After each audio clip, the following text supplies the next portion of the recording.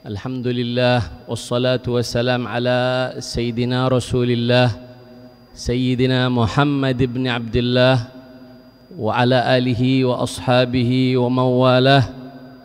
Ashhadu an la ilaha illallah wa ashhadu anna Sayyidina Muhammadan abduhu wa rasuluhu la nabiyya ba'dah. Allahumma salli wa sallim على سيدنا ومولانا محمد وعلى آله وأصحابه وسلم ورضي الله تعالى عن جميع الصحابة والتابعين. رب اشرح لي صدري ويسر لي أمري واحلل عقدة من لساني يفقه قولي. ربي زدني علما وارزقني فهما برحمتك يا أرحم الراحمين walhamdulillahi rabbil alamin. Kepada para masyayikh, para asatidz, juga kepada para tokoh masyarakat, wabil khusus kepada segenap yaitu jamaah salat isya dan salat tarawih, hadirin hadirat rahimakumullah. Alhamdulillahi rabbil alamin. Segala puji bagi Allah yang telah masih memberikan kepada kita semua kesempatan, yaitu dapat beribadah wabil khusus, yaitu di bulan suci, di bulan yang penuh rahmat, di bulan yang penuh maghfirat, yaitu bulan suci Ramadan ini. Alhamdulillahi rabbil alamin. Maka sudah sepatutnya dan sudah sepantasnya bagi kita semua orang-orang yang beriman, yaitu mengambil manfaat dan juga mengambil daripada nasib, yaitu mendapatkan rahmat dan maghfirah Allah Subhanahu wa taala pada bulan yang penuh rahmat ini. Sehingga yang mana bulan Ramadan ini kita semua mengetahui bahwasannya di dalamnya yaitu terdapat daripada samudra hikmah, terdapat daripada samudra dan lautan rahasia-rahasia Allah Subhanahu wa taala yang telah Allah berikan dan khususkan kepada umat Nabi Muhammad sallallahu alaihi wa alihi wasallam.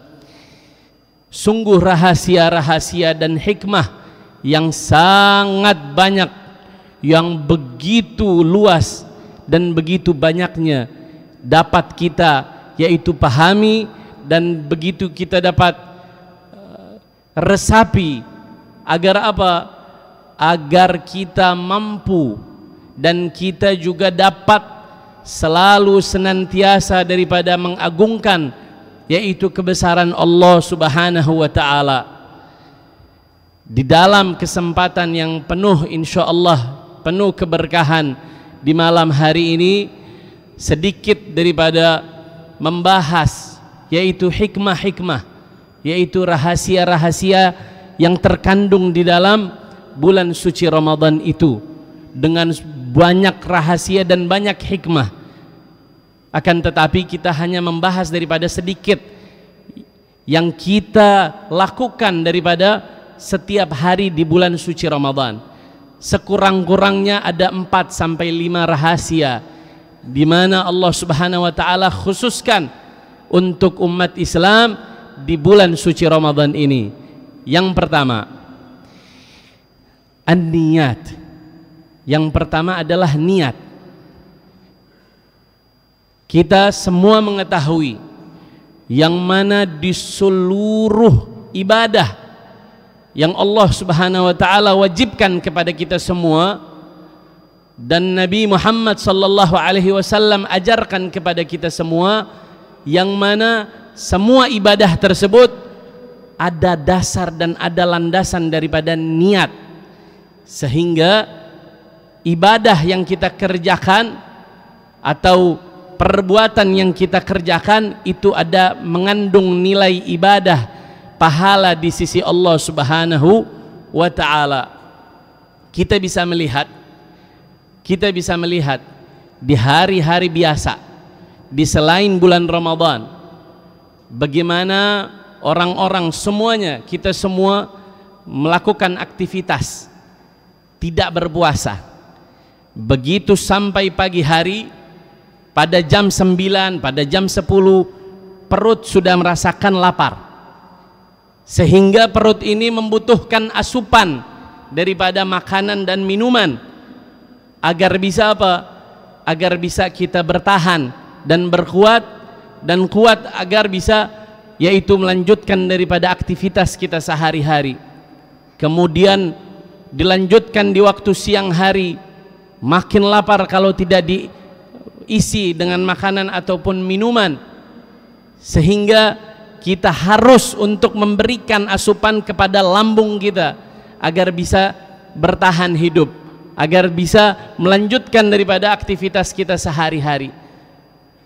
Tapi subhanallah, menariknya pada bulan suci Ramadan kita tidak merasakan daripada rasa lapar dan rasa haus pada pagi hari, pada siang hari. Tentunya makin hari makin daripada kita tidak merasakan daripada rasa haus dan rasa lapar. Perbedaannya adalah niat.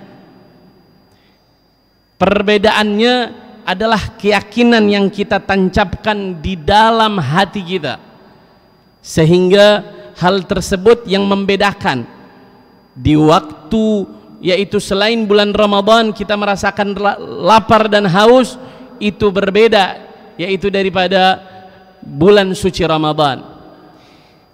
Yang namanya niat itu mahalluha fil qalb. Yang tempatnya niat itu di mana? Di hati. Begitu seseorang menancapkan niat untuk berpuasa keesokan harinya, maka niat tersebut dengan penuh kesungguhan itu ada memiliki kontak, memiliki hubungan dengan pusat saraf otak kita, sehingga apa?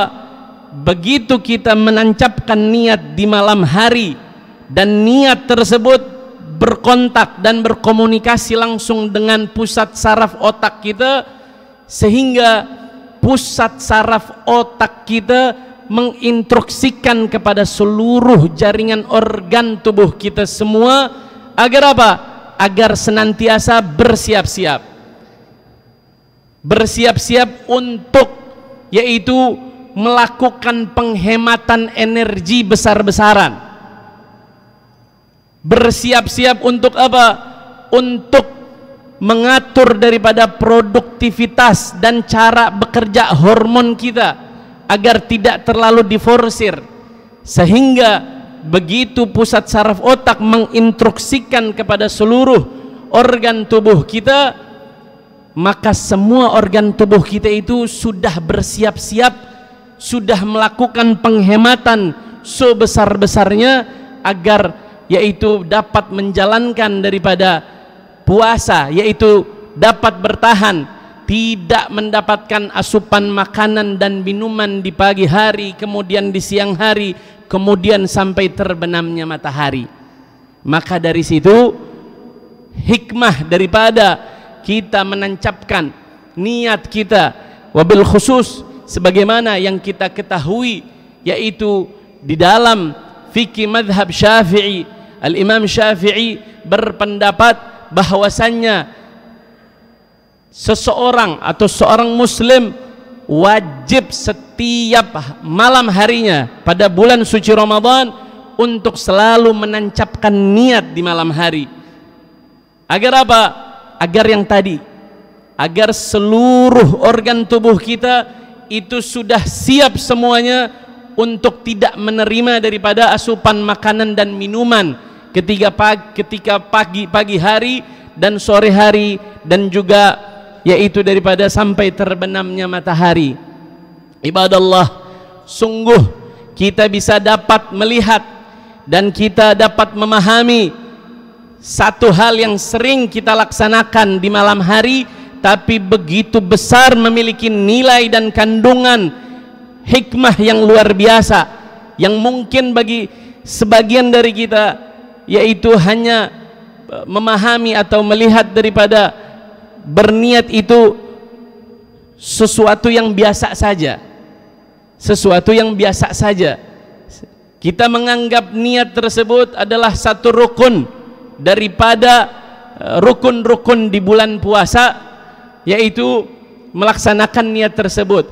Tetapi di dalam yaitu pahala dan ibadah niat tersebut mengandung pahala yang luar biasa dan hikmah yang luar biasa, ibadallah. Itu yang pertama, yaitu niat.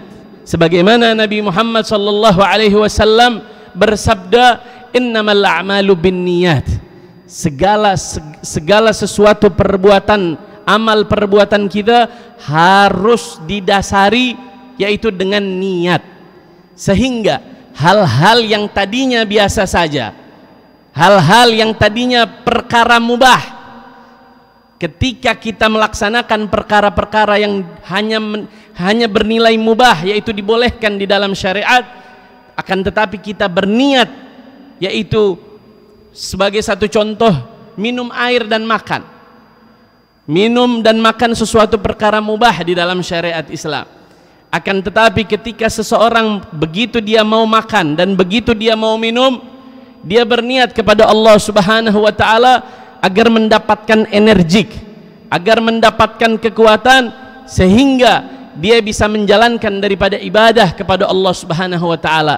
Maka perbuatan daripada ibadah tersebut, perbuatan yang tadinya mubah tersebut didasari dengan niat, yaitu niat yang memiliki kandungan baik, kandungan ibadah, maka diberi ganjaran pahala oleh Allah Subhanahu wa taala. Itu yang kedua. Itu yang pertama, yaitu niat. Yang kedua, Nabi Muhammad sallallahu alaihi wasallam bersabda dalam sebuah hadis sahih. Apa kata Rasulullah sallallahu alaihi wasallam? Tasahharu, tasahharu, fa inna fis sahuri barakah. Hei segenap umat Islam, bersahurlah kalian, bersahurlah semuanya kalian. Fa inna fis sahuri barakah. Sesungguhnya di dalam sahur tersebut memiliki yaitu keberkahan dan sesuatu yang tinggi di sisi Allah Subhanahu wa taala.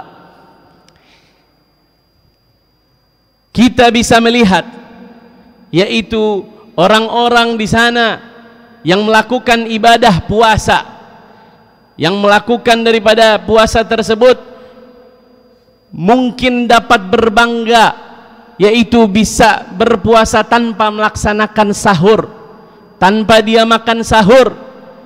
Sungguh hal tersebut sangat naif, sungguh hal tersebut sangat keliru. Kenapa? Karena di dalam sahur itu ada keberkahan yang dianjurkan dan diperintahkan oleh Rasulullah sallallahu alaihi wasallam. Tidak boleh bagi kita semua berbangga-bangga selama 1 bulan full berpuasa tanpa sahur. Nabi Muhammad sallallahu alaihi wasallam sudah mengajarkan kepada kita semua agar kita meneladani beliau, agar kita mengikuti daripada sunnah-sunnah yang beliau ajarkan kepada kita semua. Bisa dilihat seseorang kalau dia melaksanakan daripada yaitu puasa di bulan Ramadan, kemudian dia tidak bersahur, katakan dia tidur di jam 10 malam. Ketika dia tidur di jam 10 malam, bangun subuh, maka perutnya ditambah. Artinya apa? Lambung dia ditambah untuk bertahan, untuk tidak mendapatkan asupan makanan dan minuman lebih dari 6 jam. Sedangkan kita semuanya rata-rata berpuasa tiap harinya 13 sampai 14 jam. Lambung yang ada di perut kita itu memiliki hak, itu memiliki, kita berkewajiban yaitu untuk menjaga hak-hak daripada organ tubuh kita semua. Agar apa? agar kita bisa dapat menjalankan ibadah puasa di bulan Ramadan ini dengan sesempurna-sempurnanya ibadallah. Jadi yang pertama yaitu niat yang betul, niat yang kita tancapkan di setiap malam hari, dan juga yang kedua adalah sahur, keberkahan daripada sahur. Kemudian yang ketiga iftar, di mana Nabi Muhammad sallallahu alaihi wasallam pernah bersabda, la yazalun nasu bi khairin ma ajjalul futur wa akharus suhur. Nabi Muhammad sallallahu alaihi wasallam pernah bersabda bahwasannya la yazalun nasu bi khairin, senantiasa umat manusia, umatku kata Rasulullah, akan terus diberikan kebaikan demi kebaikan, ma ajjalul futur, selama dia yaitu menyegerakan daripada futurnya, daripada berbukanya, wa akharus sahur, dan juga mengakhirkan daripada sahurnya. Kenapa ya ibadallah? Kenapa Nabi Muhammad sallallahu alaihi wasallam memerintahkan kita yaitu untuk menyegerakan daripada futurnya dan mentakhirkan daripada sahurnya? Maka kita bisa melihat bahwasannya organ-organ yang di dalam tubuh kita ketika tidak mendapatkan asupan yaitu makanan dan minuman, dari mulai pagi menjelang siang, dari mulai siang sampai sore, itu tidak kena makanan ataupun minuman sekalipun. Sehingga apa? Sehingga lambung yang ada di tubuh kita, di perut kita, itu mengkerut, mengecil. Ketika sudah datang waktu daripada berbuka, sudah terbenam yaitu matahari, maka sudah saatnya kita berbuka puasa. Agar apa? Agar kita dapat mendapatkan asupan sehingga memiliki ketahanan tubuh dan kekuatan untuk bisa melanjutkan keesokan harinya. Dan jangan salah, Nabi Muhammad sallallahu alaihi wasallam mengajarkan kepada kita semua yang namanya iftar sunnah dan disegerakan untuk ta'jilul futur, yaitu menyegerakan daripada berbuka. Dan yang namanya berbuka itu harus afdalnya dengan yang manis-manis, dengan yang manis-manis. Kenapa harus dengan manis-manis? Karena tadi ketika sudah setengah hari full 13 jam tidak mendapatkan asupan, lambung kita mengkerut, sehingga kadar manis yang ada di makanan-makanan tersebut itu yang paling cepat dicerna oleh lambung dan jaringan-jaringan yang ada di tubuh kita.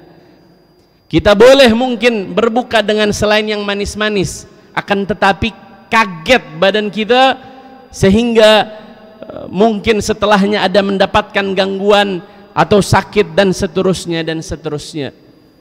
Dan jangan sampai situ saja, tidak disampai manis saja, akan tetapi manisnya itu tidak semua manis, tidak semua kandungan tidak semua makanan yang memiliki kandungan manis-manis yang dianjurkan, akan tetapi dianjurkan di dalamnya untuk yaitu kita berbuka dengan korma. Karena korma memiliki frukosa dan glukosa yang sangat membantu daripada lambung kita untuk bisa menghangatkan, untuk bisa menerima yaitu makanan yang selanjutnya yang akan dimakan oleh badan kita, yang akan masuk ke dalam lambung kita, ibadallah. Itu yang ketiga. Dan yang terakhir yaitu as-siyam itu sendiri, ibadallah. Nabi Muhammad sallallahu alaihi wasallam yaitu memerintahkan, mengatakan di dalam sebuah hadis beliau bersabda, sumu tasihhu, berpuasalah kalian semuanya maka kalian akan sehat, kalian akan merasakan mendapatkan sehat wal afiyah, dikarenakan selama 1 tahun full, yaitu di 12 bulan kita punya perut itu dimasuki dengan berbagai macam makanan. Akan tetapi Allah subhanahu wa ta'ala hanya meminta 1 bulan, yaitu dari 12 bulan yang ada. Untuk apa?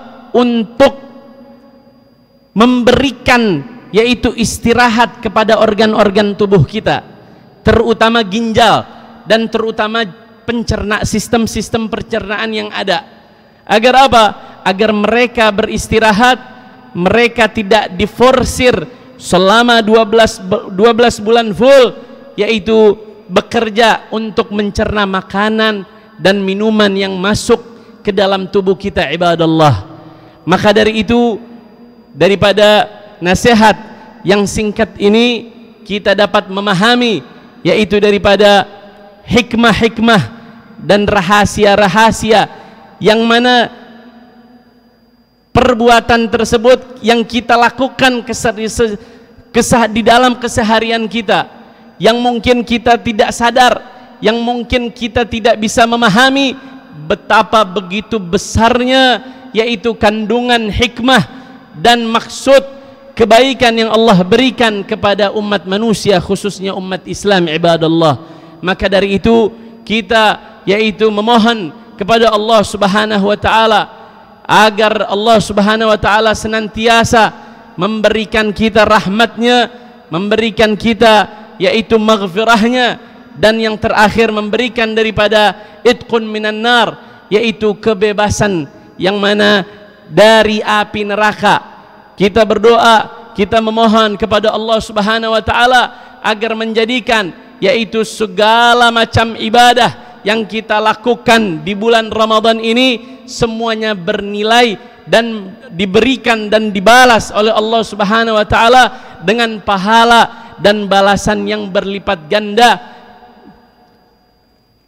Wa ala hadhihi niyah wa ala ma nawa aslafuna salihun wa ila hadratin Nabi Mustafa Muhammadin sallallahu alaihi wa alihi wa sahbihi wasallam bisirril Fatihah.